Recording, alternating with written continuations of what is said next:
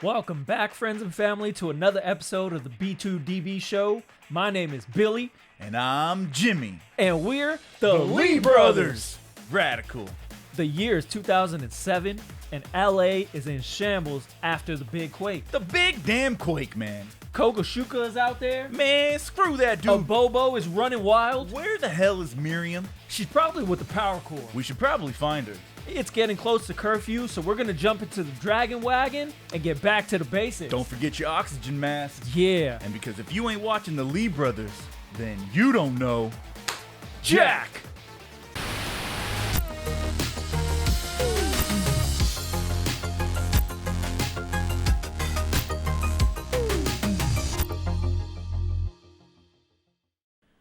Yo, Billy. Jimmy, what up, brother? We in the dojo. Yeah, man. You got your medallion? Oh, I got half. I got half too.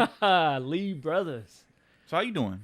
Oh, I'm doing good, man, but I feel like my whole life just flashed before my eyes. I sleep a lot. Dude, I'm actually really excited to be talking about Double Dragon. We've been talking about this movie for a year now. For a long time. Yeah. And today's the day. Double Dragon. 1994. Is it Ugly and Homely? The Lee Brothers. Yeah, dude.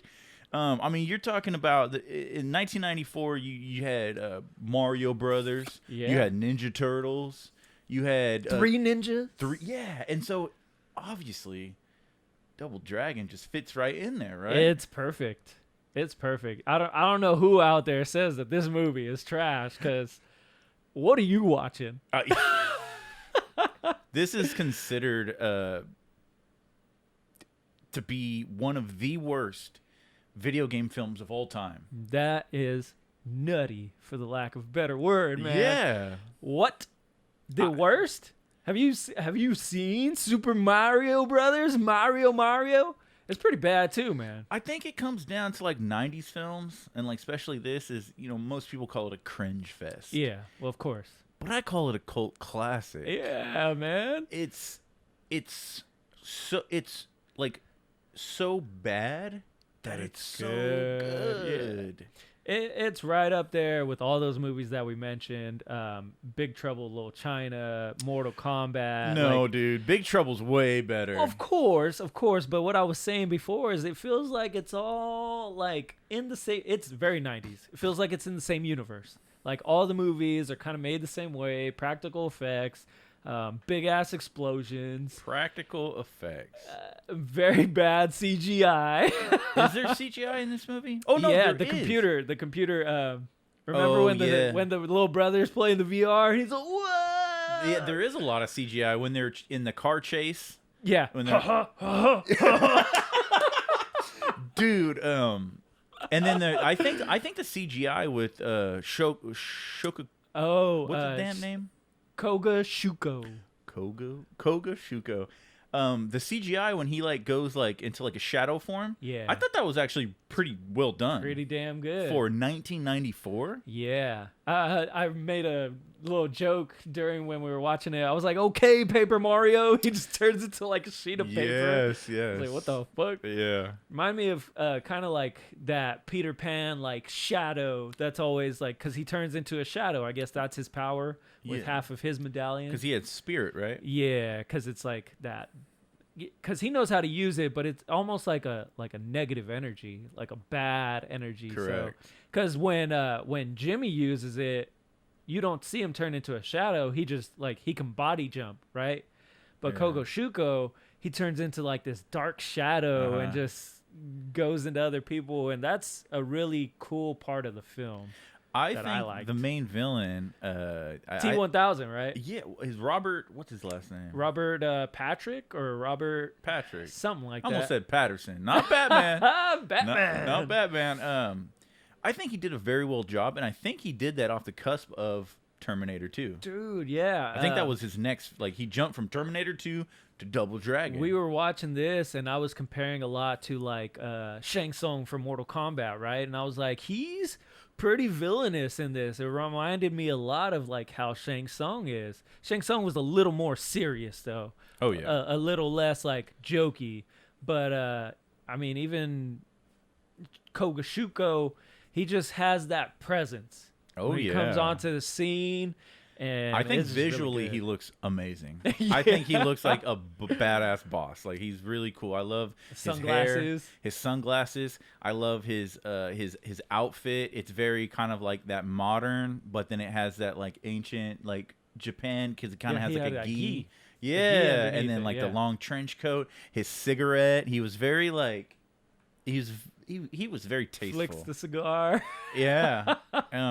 It's pretty cool. In it was just interesting because that character was supposed to be played by a Japanese man. That's what you were telling me. Yeah. Yeah, Is and so they had to change the script a little bit. And in the film, he talks about they had to change some lines, and he tells Satori, so fine. I had a huge crush on her when I was a kid. He tells Satori like he believes like he's reincarnated from an ancient like feudal Japanese warlord. Yeah. And he has that Japanese name because he feels it like it strikes fear. And you see every time they talk, there's kind of like a history there. Yeah. Like he almost like as if he was like her master or they trained together or something. There's something There's there. little hints because they know each other already. Yeah. So there's a little something that's like maybe backstory that they didn't like go too much into, but it definitely alludes to the fact that like they knew each other prior. Which him when they go to invade that village and I guess he sends Lash, right? Yes. He sends Lash to the village and go to go invade it, and it reminded me straight up of Ninja Turtles 3 with the scepters at the beginning of the movie. This whole film, I feel like they ripped off a lot of Ninja Turtle stuff. Yeah. And then I feel like Mortal Kombat took stuff from this movie. So Mortal Kombat was after this movie, right? Yes. I think we went back and looked because we Yes. wanted to know like what came out. So Ninja Turtles was 90, 91 and like 93. And this we were was like, 94. what the fuck? We were like, Yeah. we were like back to back to back. For some reason, I was thinking Ninja Turtles was like 94, 95. Yeah. And then this came out in 94, so you can see it like borrowed a lot. I think I was making comparisons to the fact that they like lived in an abandoned theater. Yes. And then it kind of reminded me of like April's apartment / like the sewer, the train station. The train station. Yeah. Abandoned.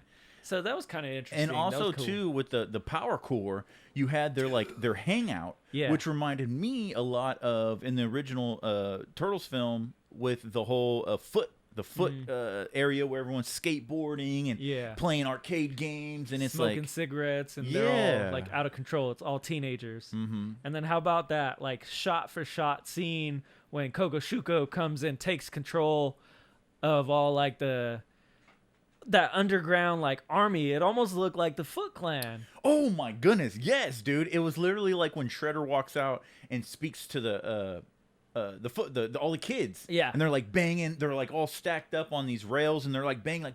It looks like almost the same exact place, dude. This movie, I can tell, took a lot away from Ninja Turtles, and then obviously the year later we had 1995, I believe, was Mortal Kombat. Mortal Kombat. And I feel like Yeah. Mortal Kombat took a little away from this movie too. There were scenes that I saw that I was like, wait a minute. I was like, that looks familiar. And then just Jimmy and Billy reminded me a lot of Three Ninjas. Yeah. Like their personalities were so like They're just so young. They're kind of Kid, like kids. yeah. Yeah. So that was really cool to see like their interaction together, especially with Satori. She was more like I think you say the mother. like a guardian, mother figure. Yeah. But it seems like she left them in a place where they weren't really prepared. They didn't know much about the dragons, about the medallion, right? Yeah, she kind of left them in the dark. And that's what he said. He was like, it's like classic Satori. She just like threw it on us last minute. Yeah. And Jimmy's kind of like pissed off at that because Jimmy now steps into like, oh, well, I have to be the leader because Satori's gone. And then Billy is more like with his heart. He wants to go like find the power core and like rely on people. He's like, let's bring each other together, but Jimmy wants to do it all on his own. It's probably my favorite scene in the whole movie is when they're talking right there, and the Dragon Wagon's got grilled cheese in the engine. I think it just happened. I think it's on, on the thing nice. behind you. That's probably my favorite scene because that's pretty much the only time the movie is pretty serious. Yeah. Like the tone changes. Satori just got murdered. That's crazy. She sacrificed herself. Yeah. She did sacrifice herself, which was, it's so strange. Like that whole theater blowing up and all that was between Koga Shuko and the Lee brothers was just a door that Satori shut. Why didn't he just open it? And then they're both outside in front of the theater. In front of It's weird. The movie. So I want to talk about is just how the movie failed. Okay. I think it lost $3.6 million. It was a commercial failure. All critically, like all the critics gave it bad reviews. That's weird. Yeah, for its time, everyone was like, "This movie sucks," and there was a lot in the production of this film that basically just fell apart. Just went south. Went south real quick. You can kind of tell because parts of the movie look different from other parts of the movie. Yes. Yeah, at least in the beginning, it looks kind of like a certain film, and then towards the end, it starts to not just the story, but some of the shots. So the director, it was his first time ever directing, and then he never directed a film after that. So that can kind of give you a little bit of insight on who the fuck was running this project. Well, when you're supposed to put out a like blockbuster movie and then it totally tanks, yeah, they're probably not going to put another movie in your hands. And nobody, actors, producers, or writers really knew anything about Double Dragon. Crazy. And the parent company to Double Dragon never even got involved in the making of the film. So there was nobody on set saying, whoa, whoa, whoa, whoa, whoa. It was all based off the arcade game. It seems a lot like maybe like a fan film or like an independent film. Yeah. Something like that, because it seems like maybe they had a lot of freedom, right? And I think you were telling me how some of the movie influenced some of the later games. Yes. Which I thought was really cool, because then you have the change of Abobo, his character in the video games. So you had Abobo was in the game, Billy, Jimmy, Miriam. She's the girl that gets kidnapped in the beginning of the video games. And I find it pretty interesting because one of the, I would say probably the most memorable scene of this movie is when Miriam bends over. She does it multiple times. The most memorable part of the movie, by the way. I believe so, for 90s kids. Like most people remember, like, damn, I forget her name. Alyssa Milano. Crazy Alyssa Milano. She was definitely sexualized in the movie. Oh, yeah, 100%. And this is weird because this movie was filmed, written, and shot as a PG movie. That's crazy. For kids and families. She was definitely sexualized, but what's interesting is, see, in the beginning of Double Dragon, when the gang jumps out and they beat up Miriam, and they fling her around her shoulder, you get like an upskirt shot, and you see Miriam's panties, right? So it's like an ode, right? I believe it's an ode when she bends over and she goes into the vent. They follow her into the and vent. They're both like fighting, like, I go first, I'm going first. It's a funny part of the movie. And That's great. I think even a couple more times throughout the film, you get like, I think Billy falls on top of her and he's just looking at her chest. And when we watched it, we had recently talked about the Zack Snyder, Joss Whedon scene where the Flash falls on Wonder Woman. Yeah, and I was like, it was 100%. Like, it was the same It was shot. the same shit. Same scene. So there's a couple parts in that where you catch like Billy and Jimmy being the older brother. He's like, back off. Like, so constantly they're fighting with each other. Like, who's going to get the girl throughout this movie. So it's very much a 90s film. It has the classic one-liners. And you were telling me that I guess they hired a comedian to write one-liner jokes, and they added it into the script. When you're competing with three ninjas, murderalize them. Yeah. And classic Michelangelo, cowabunga. You gotta come up with some kind of one-liners to compete, right? Yeah, and see, this is why I say, like, in this year, 2021, I do personally, and I'm sure there's a lot of people that are going to disagree with me, but I personally believe this movie has ascended to a cult classic level because there are one-liners. Yeah. There are scenes you remember, like, holy shit, I remember that Bobo with a big old neck, big old traps. Ugly. And I remember Marian being a slice of cake there, you know what I'm saying? She was hot, but the format was just so off. There were so many things behind the scenes. The director of photography had got hurt on set. Yeah. Hurt his back. He was so dedicated to filming the movie, they pushed him around on a gurney with a monitor, but it was so much where he had to step down from a director of photography. Then they got this other guy, and just some random off the street?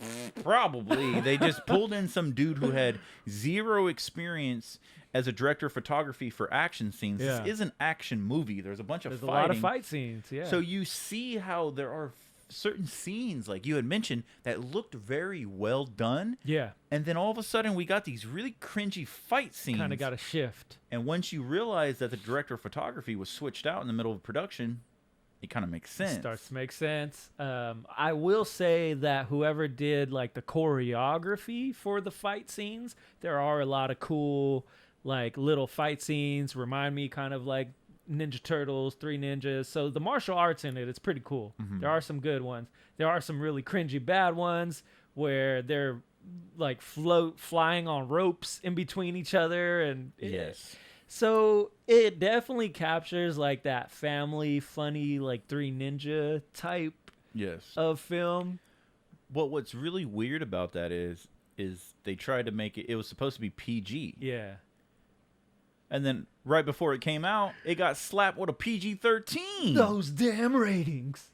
And so that basically hurt all marketing. It hurt ticket sales because this was supposed to be for children, and then it became a PG-13 film. Just kill the film, why don't you? They set it up from the beginning, man. They were in the middle of filming, and some union crap happened with a lot of the extras, and they had to stop filming for 30 days. You know what? I think someone from the Super Mario set sent them over and was like, we're going to sabotage this movie. Because they said they're going to be better than us. Yeah. And that was funny that you were telling me that they like went on record and were like, we're going to do better than Super Mario. Yeah. And I want to get into this. It's interesting. I was watching a video, and the director was talking about, back then, the director was talking about how his vision for the film, we're talking about Double Dragon, okay, from 1994. He said his vision for the film was a cross between Star Wars and Ninja Turtles. I see the Ninja Turtles. Yes, I see that. Star Wars? That one lost me a little bit. But then I was kind of like trying to think about it, and I was like, well, I guess there are a couple of orphans going on this journey. You know, you got the Miriam who joins them. It's kind of like Luke, Han, and Leia. So I was like, I get it, but that's a stretch, man. And then I guess with the whole, like, so let's talk about a little bit of the backstory of the film. It's set in a future, post-apocalyptic. Get out your tinfoil hats. It's about to get dangerous.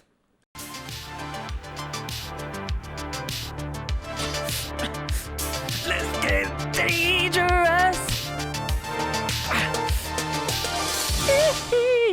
I remember, so I watched this film randomly one night a year ago when the pandemic around here first started. And in the film, people are wearing masks. People are wearing oxygen masks. And there's like acid rain. We haven't had that yet.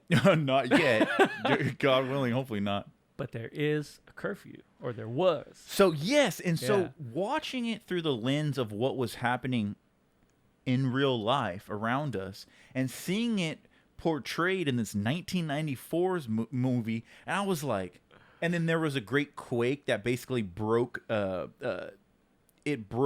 like Los Angeles into its own little island. It's gonna happen, man. I don't know if you ever seen Escape from L.A. I thought you were gonna say Skyscraper, whatever that rock movie did. Oh man, well, San Andreas Fault movie. Well, yeah, it was all. I mean, Kurt Russell, and then The Rock is supposed to play him in Big Trouble. I don't know, man. I don't know. So it was really weird watching it during that time when a lot of that was actually happening. And I want to get to that whole curfew thing, back to the Star Wars, where you had this kind of like the rebels and the Empire. Uh-huh. You had the cops. Yeah. They only were out in the streets until During daylight. dark. Yeah. So once the curfew hit, it was like the purge. Gangs took over. It reminded me a lot of kind of like Escape from LA, just the vibes of it. Everything, of course, the gangs were in control of the night. So you had the police who were literally afraid to go out at night. So they put in that curfew. And of course you got the city, the government controlling everything, curfew. So it was kind of interesting to see a film not necessarily predict it, but it was just like, hey, like this can happen. And then you had, in the gangs rose up the Power Corps. Miriam was the leader of the Power Corps. I was just gonna say, who's in charge of the Power Corps, because they are crazy. And so what was interesting dynamic was Miriam was this leader of this rebellion. Yeah. And her father was the leader of the cops. I love that dynamic. Yeah. Where they're around the breakfast table and she's like, the Power Corps aren't bad, Daddy. Like they're actually trying to do some good out there. Yeah. They stand up to the gangs. Correct. Because the cops won't. Yeah. I was like, damn. And she hides her identity. The dad doesn't know she's the leader of the Power Corps. Dude, she Clark Kented that. She put a wig on. She puts a wig on, and the little brother's like, I'm going to tell Dad. And then right on the table, we saw the Shuko crisps. Talk about world building. Yeah. Koga Shuko is everywhere in that movie. Yes. It's really cool because I never noticed that. I never seen like all those little things. Like all the buildings had giant fans to filter out the air quality. And yeah, because they were trying to like push away like the acid rain or trying to like make the city better oxygen wise. And another thing that was really interesting to me is there's one scene, I think it's in front of the police station, I could be wrong, but there was a payphone, but it wasn't a payphone, it was a oxygen station. And the guy sitting there, he stops, he's breathing oxygen, and another guy's like, hurry up, man, I got places to go. Just like a kind of a payphone in the 90s. Yeah, and the other funny thing was a lot of the celebrities were like playing themselves in the movie. I think you had like Andy Dick, Vanna White. Yeah, so they were all on the news, like newscasters. And he pulls out an umbrella, and it's all like missing holes. He's melted. All, watch out for the acid rain. Yeah, it was funny stuff. But the film, for me, has some really good acting. Koga Shuko, he the best, man. He's the best. Koga Shuko, best part of the movie for me. What we mentioned Super Mario Brothers. Who do you think did a better job? Do you think it was Koga Shuko or Bowser? Oh yeah, definitely Koga Shuko. Dennis Hopper did a damn good good. He is good. Yeah. But Koga Shuko for me, T1000 just hits it, man. I don't like using the term, but he just had swag. He does. He just had like that swagger to him. He definitely owns every scene, and I don't think he probably never gets any credit for this movie, but I don't think he gets enough credit for. He did go on record, I don't know how many years ago, but he did talk about it. It's really? Like, yeah, and he said that the movie was fun, and he said that it was one of the most challenging roles he ever did because he had to be menacing and like funny at the same time. And so he said as an actor, it was pretty challenging, but I think he knocked it out the park. He did it, man. And he had his goons. We had Lash from the video game, the chick with the... Yeah. Which was cool. Everyone, you played Double Dragon, Lash, and you had a Bobo. And one of the things that I took away as a child was a Bobo. Yeah. He was the one thing that I remembered my whole life from Double Dragon was the big traps, and he's a giant monster. Huge old trap. But he's like a big baby. Yeah. He's a villain that turns good.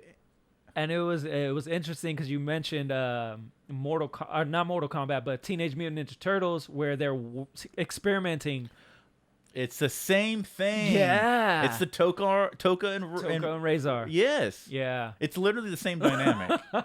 And he tells him, like, if you survive, you'll have the strength of 10 men. So I already have the strength of 10 men. It's like, but it'll be more. And he goes, you're like a son to me.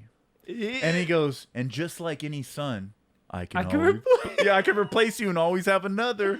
Like, savage, He dude. is savage, man. The ending of this film is a little weird.